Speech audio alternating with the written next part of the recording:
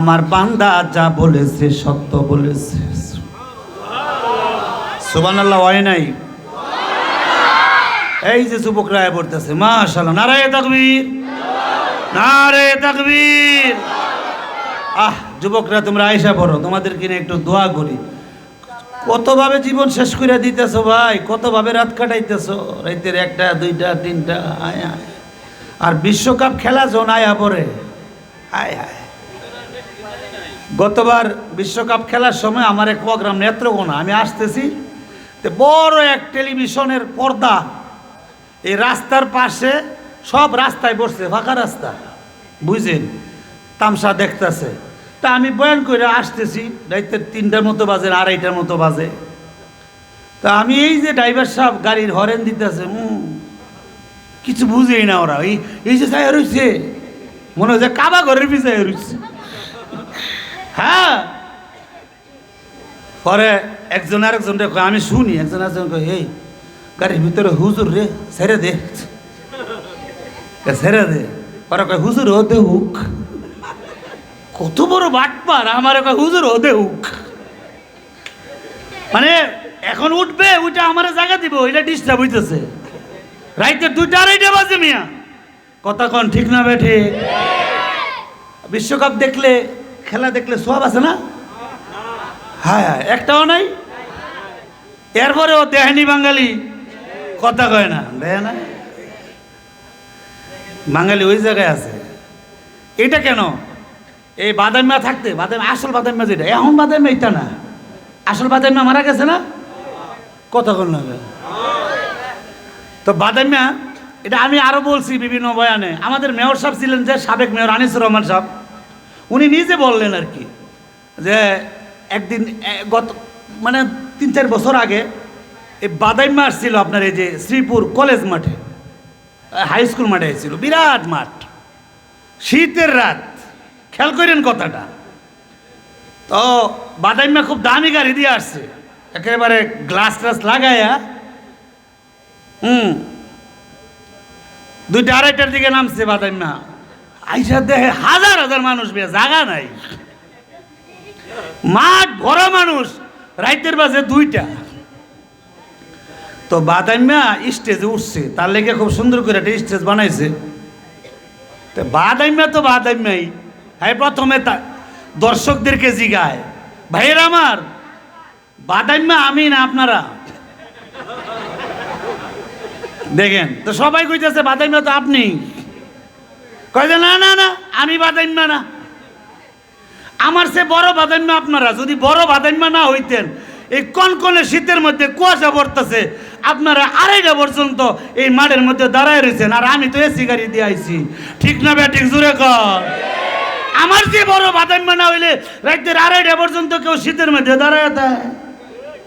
এরপরে খিলখিলাইয়া হাসিয়া দিল। চিন্তা করেন, বলুন তো দেখি, বাদাইমারে দেখলে কয় নাকি সব আছে না? কোনো সব নাই, আরো গুনাহ হওয়ার আশঙ্কা আছে। কথা বলেন ঠিক না ব্যাঠি? আর আলেমগড় চেহারার ভিতর তাকায় থাকলে সওয়াব আছে না? না, আবু বকর পাইবেন না, তো উমর তো পাইবেন না, ওসমান তো পাইবেন না, আলী তো পাইবেন না, শাহজালাল শাহপরান পাবেন না, হাফিজি পাবেন না, শামসুল হক ফরিদপুরি পাবেন না, রশিদ আহমদ গাঙ্গুহি পাবেন না, ওই যে নুরুদ্দিন গহরপুরি পাবেন না, শাইখে বালিয়া পাবেন না, শাইখে কাতিয়া পাবেন না। তাদের উত্তরসূরি আলেমরা এখনো বেঁচে আছেন। কথা বলুন ঠিক না ব্যাঠি? এই জন্য যারাই আছে এখন, এদের চেহারার দিকে তাকায়া থাকলে গুনাহ মাফ হয়, গুনাহ মাফ হয়।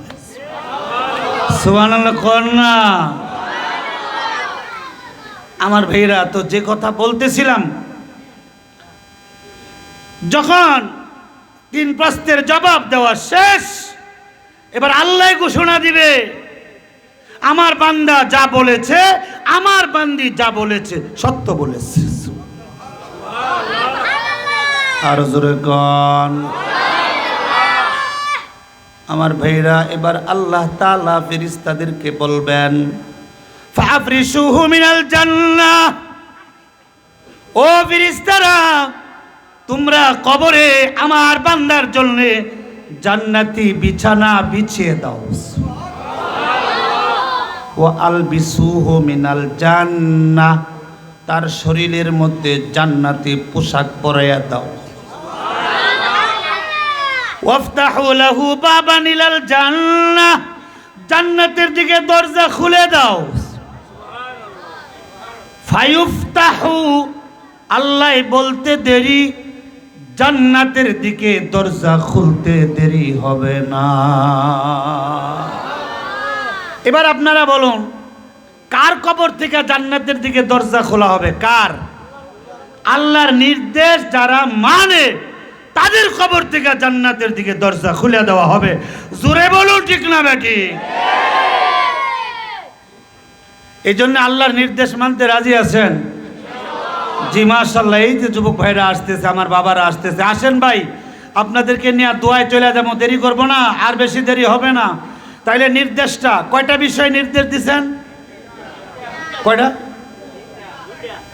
এই 10 মিনিট আগের ওয়াজ ভুলে গেছেন, বললাম 2টা, এখন কোন 3টা? বাড়লো কেমনে? কিও এই 10 মিনিটে বাইরে গেছে গা, বের গেছে ভাই। কয়টা বিষয়? 2টা বিষয়। এক, খেয়াল করেন, এক নির্দেশ কে দিয়েছেন? আর জোরে বলেন কে?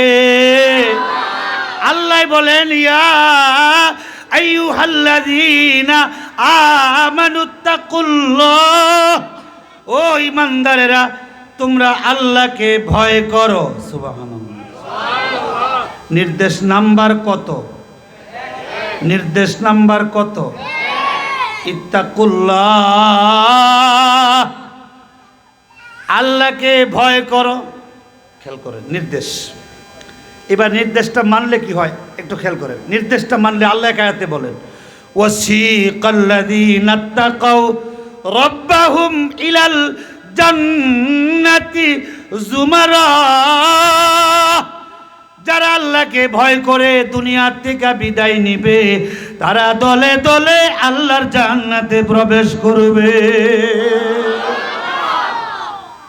আল্লাহর হুকুম, আল্লাহকে ভয় করো, এই নির্দেশটা যারা মানবে এরা দলে দলে আল্লাহর জান্নাতে প্রবেশ করবে।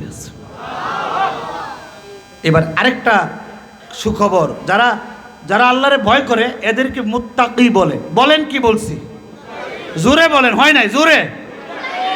এবার যারা মুত্তাকি হয়ে যায় তাদের ব্যাপারে সুখবর। আল্লাহ বলেন, বিসমিল্লাহির রহমানির রহিম, ইন্নাল মুত্তাকিনা ফি জান্নাতি ওয়া নাঈম। আল্লাহ বলেন, যারা মুত্তাকি হয়ে যাবে, যারা আল্লাহকে ভয় করে দুনিয়ার থেকে বিদায় নিবে, আল্লাহ তাআলা তাদেরকে নিয়ামতপূর্ণ জান্নাত দান করবেন। তাইলে 1 নাম্বার হুকুম কি বলেন? 1 নাম্বার নির্দেশ কি? আল্লাহকে জোরে কোন?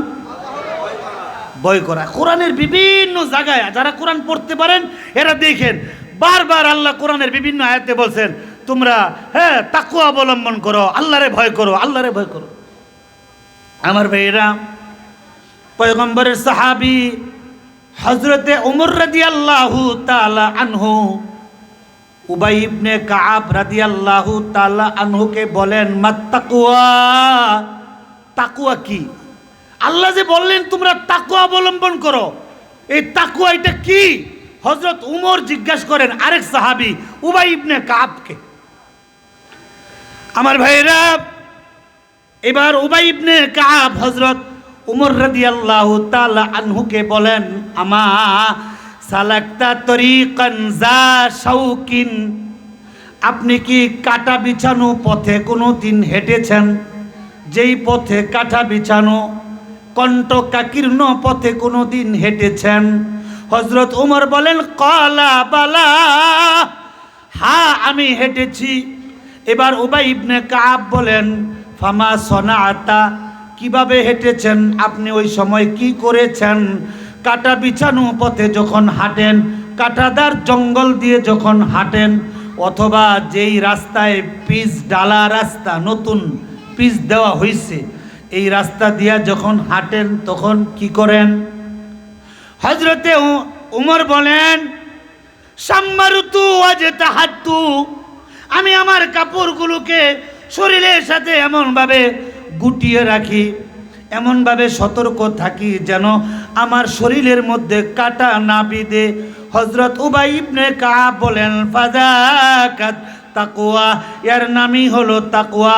অর্থাৎ উমর রে, ও উমর, দুনিয়ার জমিনে যখন আপনি চলবেন, চলার পথে পথে বাঁকে বাঁকে গো গুনাহ নামক কাটা, যেমন সুদ এটা একটা গুনাহ, এটা কাটা।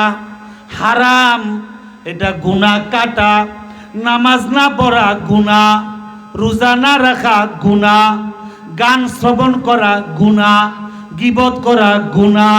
কথা বলুন ঠিক না বেঠিক? হযরতে উবাই ইবনে কাব বলেন, ওমর রে, দুনিয়ার জমিনে যখন চলবেন গুনাহ নামক কাটা যেন আপনার গায়ের মধ্যে না বিঁধে।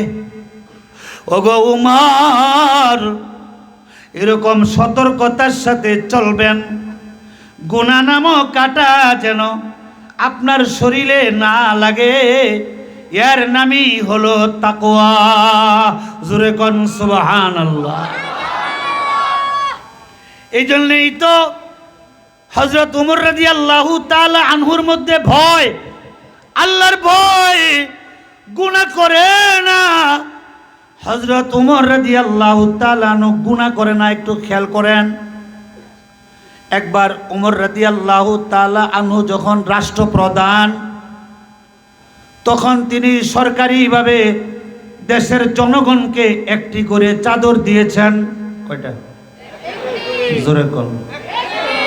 হযরত উমরও চাদর নিছেন একটা, অর্থাৎ রাষ্ট্রপ্রধানও একটাই নিছেন, জনগণকেও কয়টা করে দিছেন? জোরে কোন সুবহানাল্লাহ।